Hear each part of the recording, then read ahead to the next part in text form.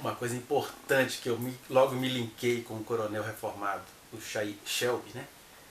É que ele vai dizer que desde o começo ele enfatizou para a Monique, para a família dela, que ela deveria ter uma defesa dela, uma defesa pessoal e não uma defesa do casal. Porque ele sabe das estruturas sociais, bombeiro que ele foi, ele sabe que até nos acidentes, nas tragédias, essa misoginia eclode.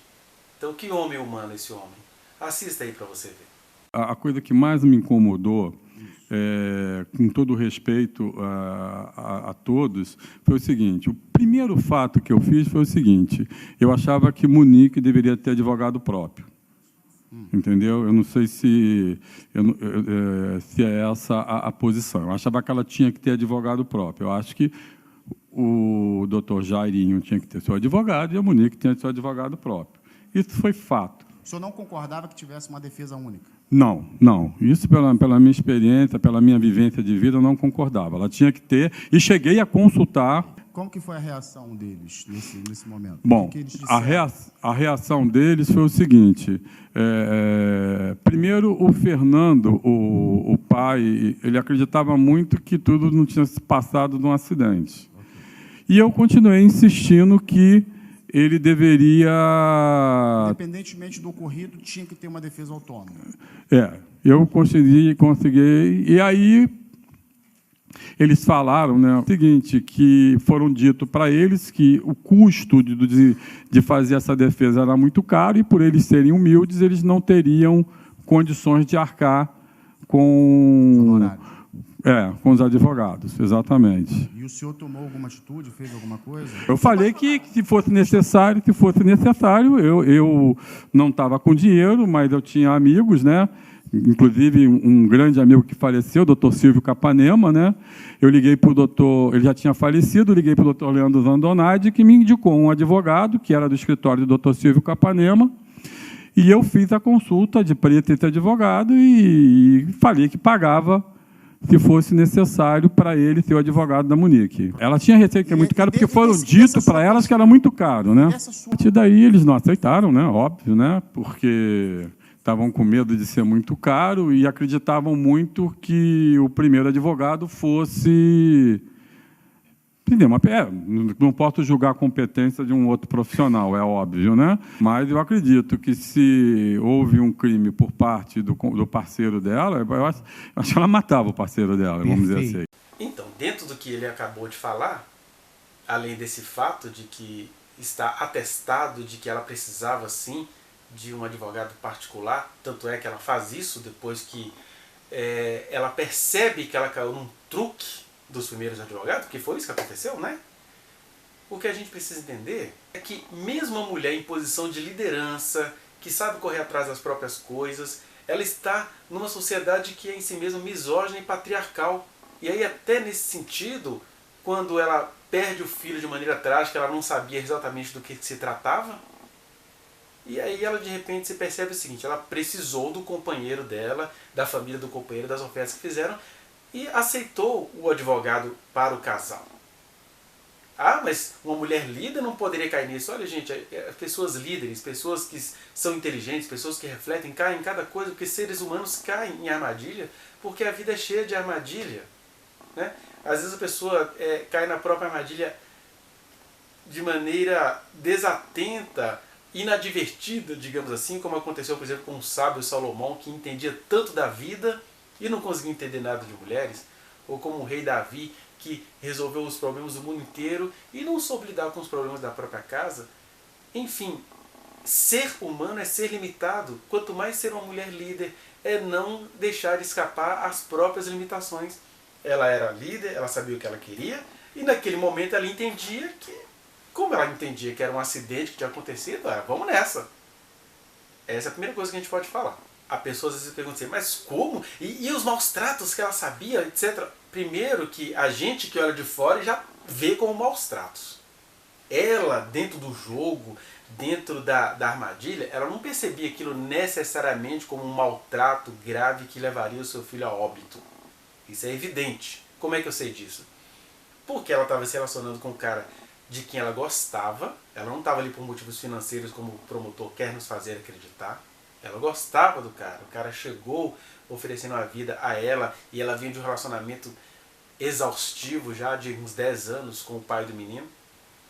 E aí ela via coisas que não gostava. Isso acontece com as melhores pessoas. Você vê coisas ali, eu recomendo de novo, assista a entrevista da Luísa Brunet, né? Que ela demorou décadas para perceber o sofrimento no qual ela estava imersa. Ela achava que aquilo era normal. Que homem é assim, esses homens são informais, isso é conservador. Então, existiam muitas nuances e muitas confusões aí que quem só percebe rápido é quem está vendo de fora, porque aí é a justiça te entregando um processo. Foi isso! Mas o que é isso? Né? Aliás, depois a gente vai sempre fazer essas perguntas. O que é a omissão?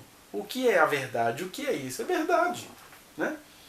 Então, naquele contexto, mesmo tendo algumas situações específicas, ela confiava naquele homem, ela confiou nos advogados daquele homem, que, a bem da verdade, tramaram contra ela. E a gente pode dizer assim, que ela seguiu a princípio as dicas daqueles advogados, até sendo treinada por eles, né, caindo no conto do treinamento, porque aquela coisa, você tem que prestar um depoimento perfeito, porque os advogados estavam preocupados com os mecanismos da justiça, e ela, por confiar tanto no marido quanto em quem ele contratou, foi na vibe.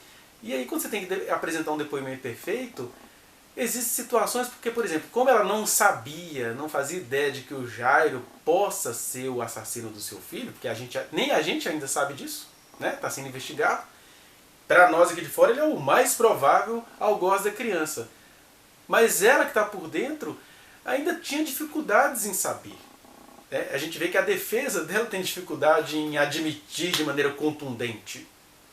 E aí, naquele contexto, o conselho que se segue é, olha, tem coisa aí que vai ficar parecendo que você sabia. Esconde isso, se é que ela escondeu alguma coisa. A gente tem que pensar nessas possibilidades.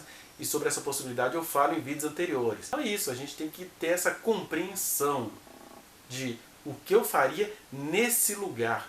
E quem já passou por alguma coisa semelhante, de que não cometeu o erro, mas se alguém pega alguma coisa no meio do caminho, vai ficar parecendo que você cometeu, você às vezes vai esconder informações sim, não é porque você está obstruindo a justiça, é porque aquilo ali vai ser pego por pessoas mal intencionadas para ser usado contra você, sendo que você sabe que você não cometeu aquilo que parece que você tenha cometido.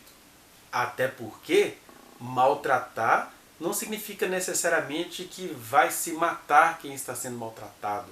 Né? O maltrato é visto por nós que estamos aqui de fora. Por ela estava sendo visto o seguinte, eu não gosto da maneira como esse cara acha que tem que educar meu filho. Né? É um cara cristão, de família tradicional, de um país que tem um ministro que diz que criança tem que ser educada com dor. Sempre vou te lembrar disso, para você entender que isso não é uma coisa que estava ali e que não acontece em outros lugares. Não. Nós estamos num país onde o governo atual acredita que as crianças pelas quais eles tanto lutam têm de ser educadas com dor. E Jairo vem desse lugar. E eu não estou nem falando da provável psicopatia dele, ou da perversidade dele. Estou falando de um caldo social de onde ele emerge e que uma mulher no meio disso, ela vai... Como assim? Eu preciso provar isso, eu preciso comprovar isso. Porque ainda tem aquela velha história de que se tratava de um homem poderoso. Uma mulher não conseguiria fazer uma denúncia e ser próspera nessa denúncia sem as comprovações contundentes que a professora estava a procurar.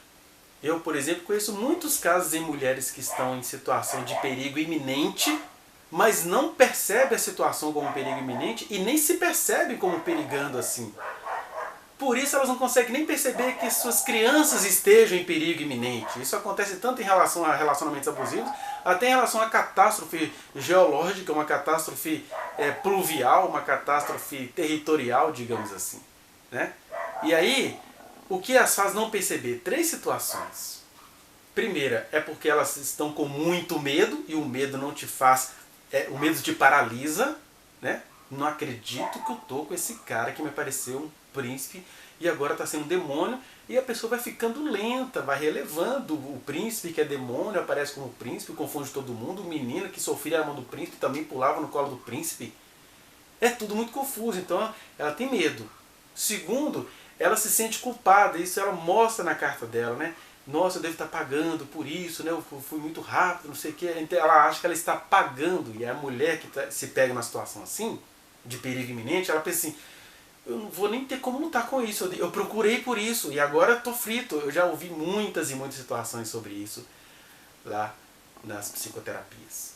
E o terceiro, que é algo muito frequente, elas têm a sensação de que vão se dar mal quando elas resolverem relatar.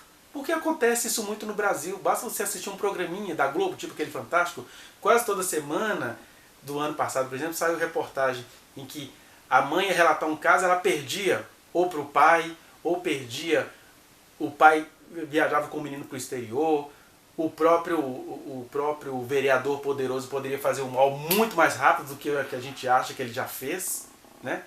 Então o medo de perder paralisa também. Como é que eu vou fazer com meu filho? O que eu faço? A gente tem medo de situações assim. Então eu acho que é demais cobrar essa ação contundente e certeira dessa professora. Porque na verdade, e aqui eu não estou justificando a morte do menino, o que eu estou dizendo é que existem coisas na vida que são trágicas em si mesmas. Por exemplo, enquanto a gente fica querendo castigar a mãe porque ela não deu conta de salvar o filho, quando na verdade ela estava tentando salvá-lo, a gente esquece, e aí eu vou sempre ficar falando que eu conheço, porque isso vai me chegando ao consultório. Eu sou psicólogo e eu atendo pessoas acerca dessas situações há pelo menos 7 anos. E aí o que acontece? A gente conhece situações onde a mãe conseguiu salvar a vida do menino, mas perdeu o menino. A mãe conseguiu salvar a vida do menino. E ela foi acreditando nesses valores conservadores. O menino passa a viver com o pai. Não estou dizendo que o Leniel faria assim, mas o menino passa a conviver com o pai, passa a ser molestado com o pai, passa a ser pelo pai, passa a ser molestada a filha. Atrocidades terríveis acontecem porque a mãe, ela até hoje acha que ela carregou a alegria de proteger a vida da criança. Ela mal sabe que ela protegeu a vida da criança e a criança entrou no inferno. Que a criança, hoje adulta, nem consegue mais mencionar. E aí, é claro, eu não acho que o Leniel faria isso, mas acontece a outra tragédia de o próprio Leniel, que tem uma vida onde ele precisa se ausentar, pelo menos ele tinha antes da morte do menino, ele precisa se ausentar, trabalhar fora, ele sem o perceber, com a melhor das suas intenções, ele iria proteger o Henri como? Entregando na mão de quem faria mal a ele. O que eu estou dizendo? Existem realidades que são em si mesmas trágicas. A tragédia estava posta, e aqui eu não estou elogiando quem matou o menino. O que eu estou dizendo é que a gente precisa entender esse teor da tragédia para a gente parar de condenar quem não cometeu o crime contra o próprio filho. Essa é a centralidade das minhas argumentações. Porque, querendo ser justos, a gente está sendo injusto com essa mulher. Vá no link que está aqui na descrição e acesse a reflexão na íntegra. Se você quiser acrescentar algo, falar comigo, vai às minhas redes privadas, eu estou no Instagram, no Facebook, no Twitter, a gente pode conversar por lá. Não se esqueça de dar o like nesse trechinho de vídeo, compartilhá-lo e se inscrever neste canal, apertar o sininho para você receber as notificações. Muito obrigado.